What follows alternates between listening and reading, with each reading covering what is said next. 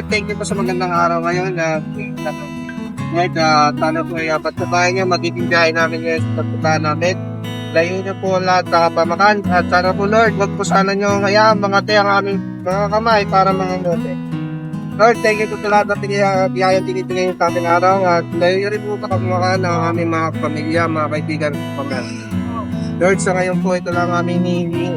Bantayan niyo po ang magiging gaya namin papunta at pabalik. At sana po ay maging maayos ang maging charity event mamaya sa lugar namin.